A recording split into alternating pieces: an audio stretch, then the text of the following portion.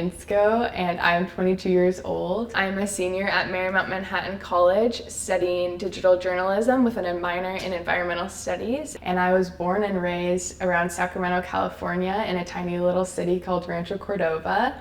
And I moved to New York in 2022, so I've been here almost 3 years, which is crazy, and I love it so much. I actually did a year of college in Rancho Cordova first, so I did a year of college at community college called Folsom Lake College, which is just this tiny little one in the area.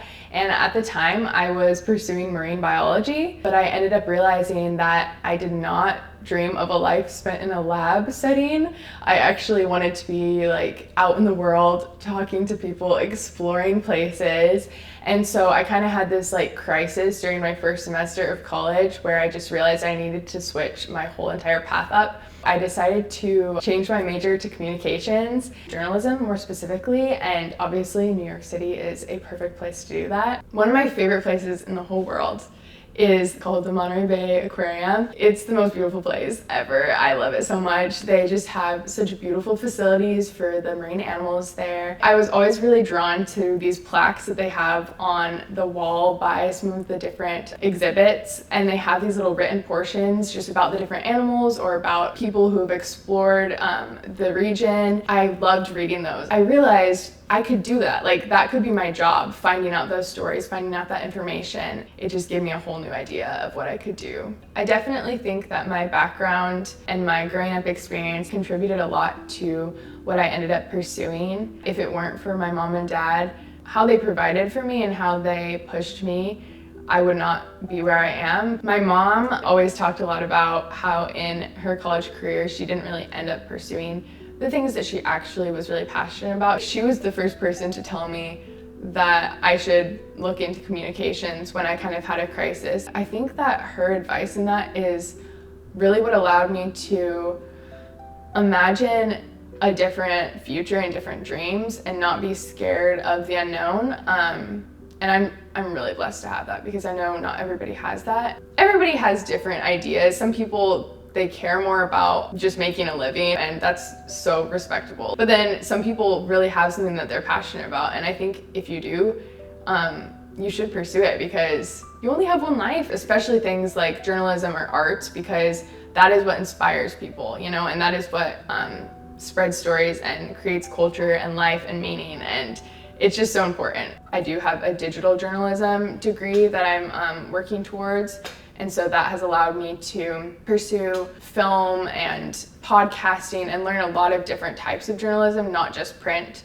And so I think I'll be a lot better prepared for entering that field. Growing up in California, I was always very aware of the environment because we are so blessed there to have, you know, contact with mountains, the ocean, there's rivers, there's deserts. Yosemite, you know, it was like 3 hours from where I lived in California. My parents were like granola parents. So we didn't go to Disneyland or anything. If we went anywhere, we went camping for like a week straight. We're really hardcore. I've lived through like 4 fire seasons. There would be sometimes weeks where we weren't really supposed to go outside. Like the air quality was so bad that we were supposed to just mainly stay inside. Sometimes it looked like it had snowed because there was like thin layers of ash on our cars. Because of those just different kinds of things I lived through, I just had an interest in what that meant. Was that normal? What did that mean for our planet and for our future? Living in New York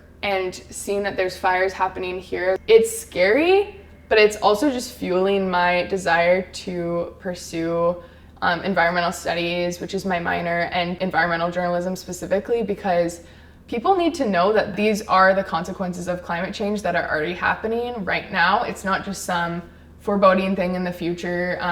The climate clock, sometimes people look at that and they're like, okay, well, at least it's still that far away. It's like, no, it's happening right now. One of my current inspirations as far as journalism and environmental studies is a woman named Katherine Hayhoe, and she has this book called Saving Us. She talks a lot about climate change and climate doubt, and that's something I would love to pursue, the kinds of things that she is pursuing in her writing. I want to spread beauty and love and truth, and I think that's what journalism is about in general. Recently, I've grown more interested in is specifically the topic of AI and how that is interacting with the environment now.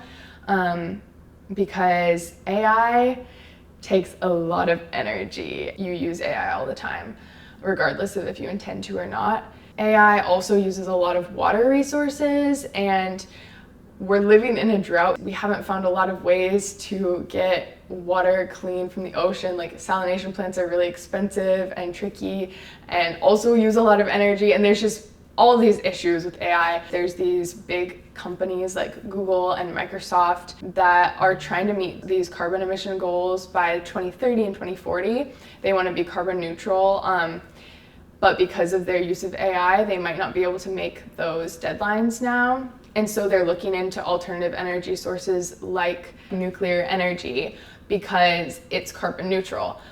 But the thing is, nuclear energy also has nuclear waste, which stays active for years and years and years and years, and it can be really toxic and it can have dangerous impacts on the environment around it. Right now, they only have temporary storage facilities that they've developed for the nuclear waste, so there's no permanent solution for getting rid of this.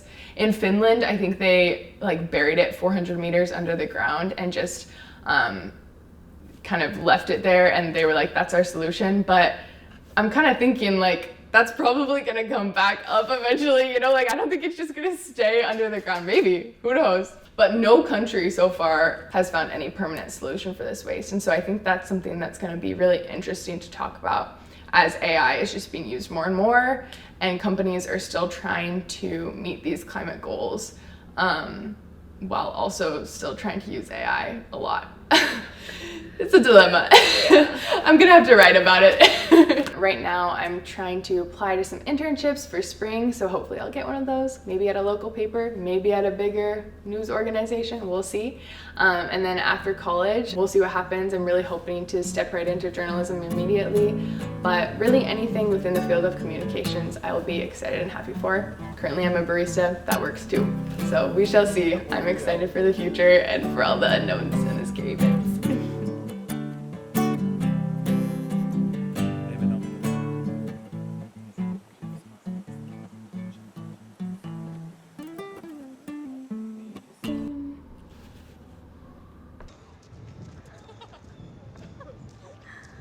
I should grab the bags, huh? Maybe if I put them here, then you